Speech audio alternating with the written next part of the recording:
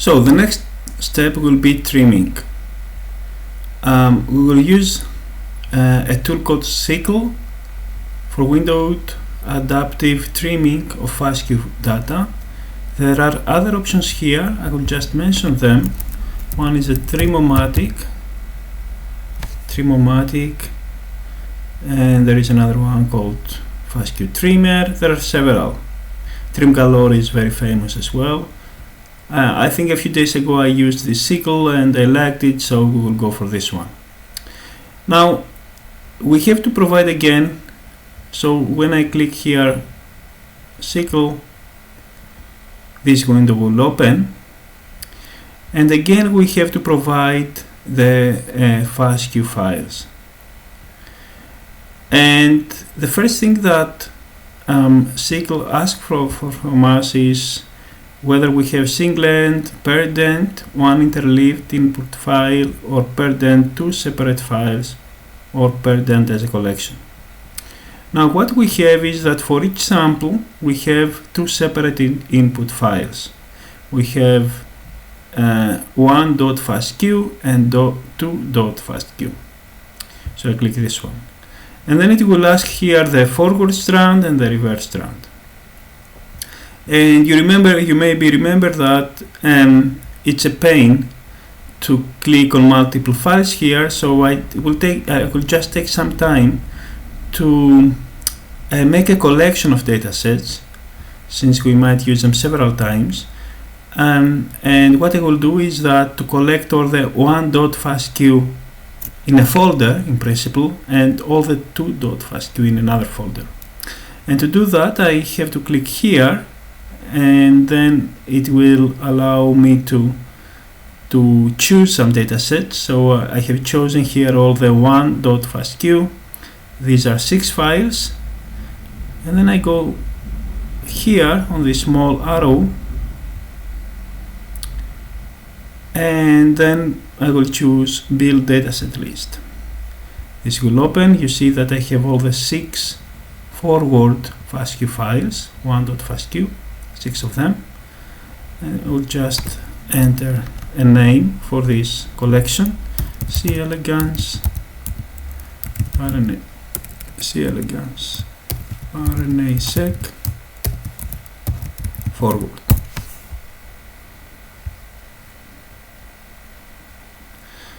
Okay, and now I will choose, probably this is something that I should have done right away in the beginning of the analysis. It will speed up things a lot and will make my life easier. Anyway, I'm doing that now. So I choose the other 6, 3, 4, 5, 6, and I make another collection with dataset list. So 6 files here, C.elegans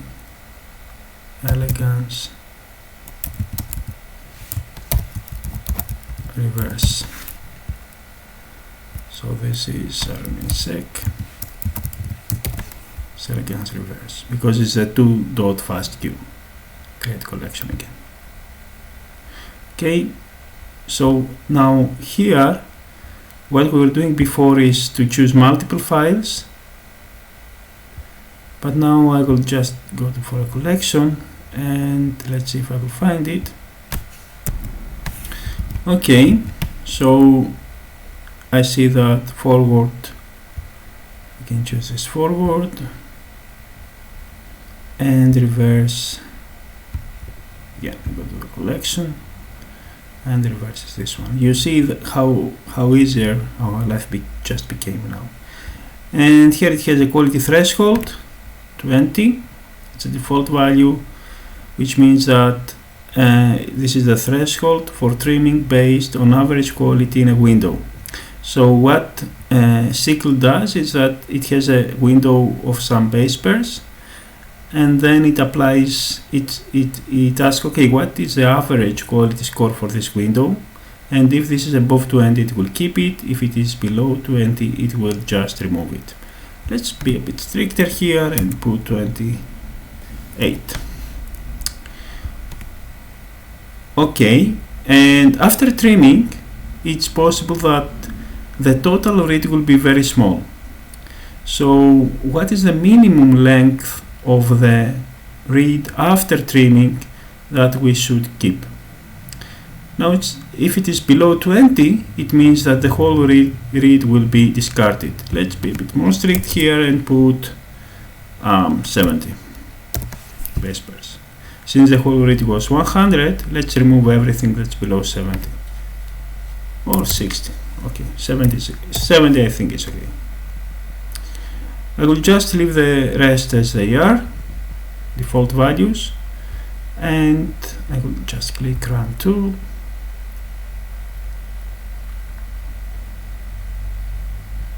And let's wait for a while.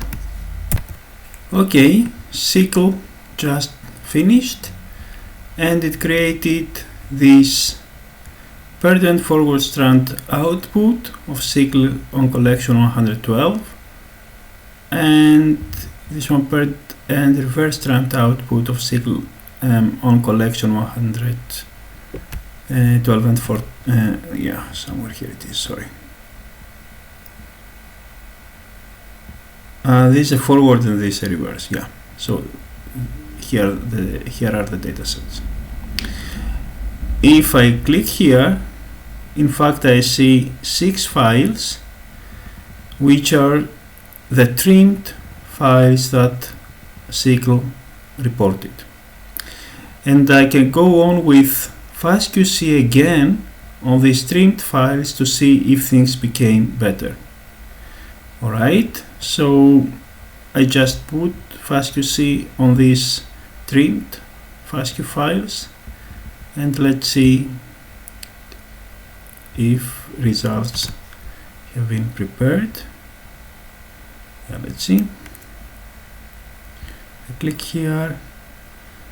You see how much more comfortable it is to work with collections instead of having all the files somewhere. Let's see, I hope things will be better. Now this is the FastQ output, I don't need that.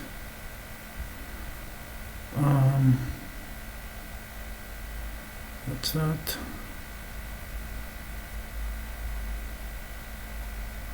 There's a report.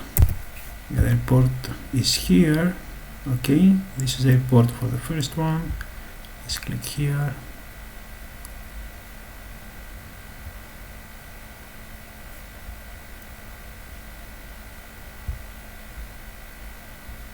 Yeah, this is not so bad now. Let's see the next one.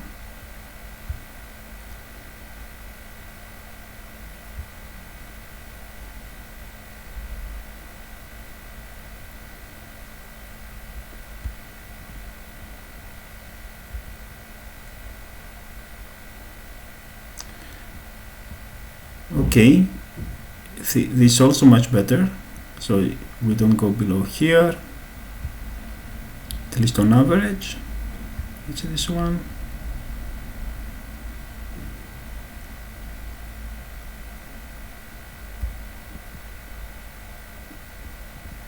Yeah, also this is here is better.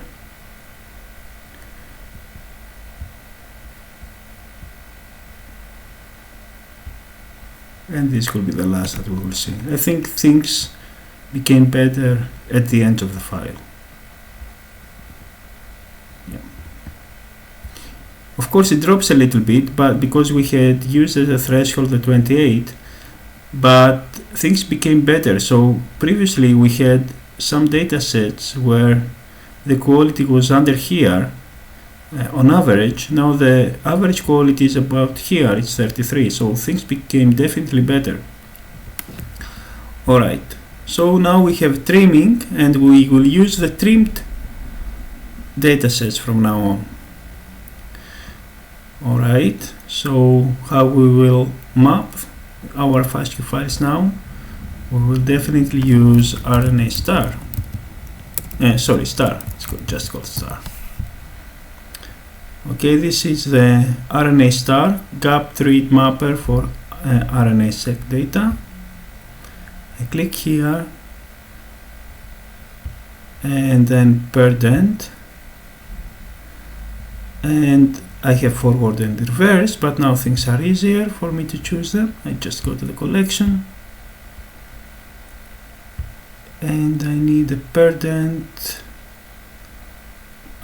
forward, right? So forward is this one, perdent forward strand output of cycle on collection 112. So these are the FASTQ files that have been trimmed. They are trimmed from cycle. So I choose this one, and the reverse is, again, I go to the collection, and this is the perdent reverse strand output of cycle on collection 112 and collection 113. This is what I need. Okay, since I'm in usegalaxy.org, I can use as a reference either the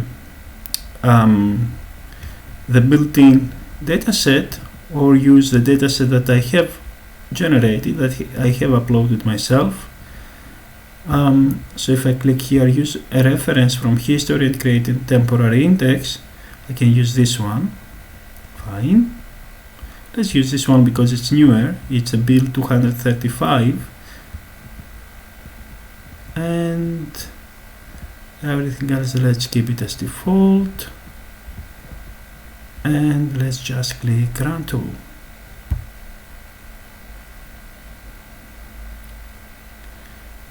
This will take time, so be patient, and let's see when the results will be produced. Now, an important thing that I forgot to mention was, and please do it like that, here that we specify the reference genome.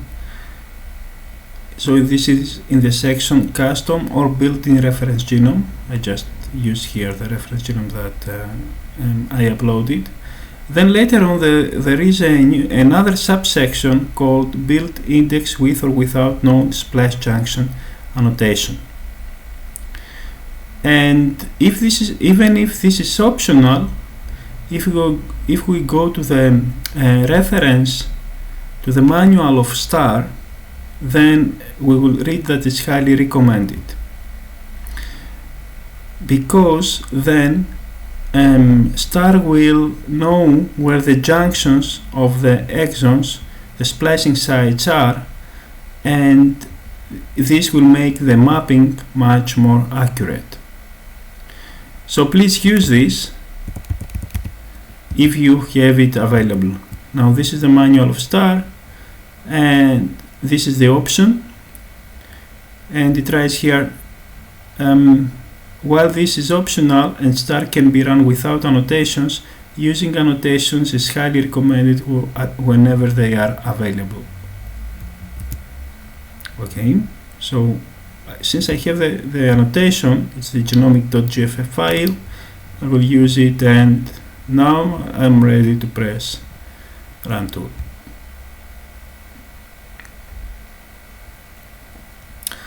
Okay, run it again. I have to wait for a while, and things are running now. Let's wait. So while we are waiting for STAR to finish the mapping, I just go to the manual of STAR and I read about the output files. So STAR will produce log files. The log files typically contain information about the run, the input that we used, and so on. Sometimes when we have problems, it's quite useful to have a look on these files. And the main output of STAR will be this sum or BAM file, which will contain information about the mapping of the reads. So it will be a multi-column file, which will give us information about where each read is mapped on the reference genome. Okay, the manual here gives us some information about the attributes, the different things that some file contains. Usually we don't need all this information to read it. The software actually later on will know how to handle this. And Moreover, so after the BAM and SAM files, Star will produce also a file that contains the splice junctions. So the description of this output is that the splice junctions contains high confidence collapsed splice junctions in tab delimit format. Note that Star defines the junction start and asynchronic basis, while many other software define them as exonic basis. So just where is the beginning and the end of the splicing. And here is the description.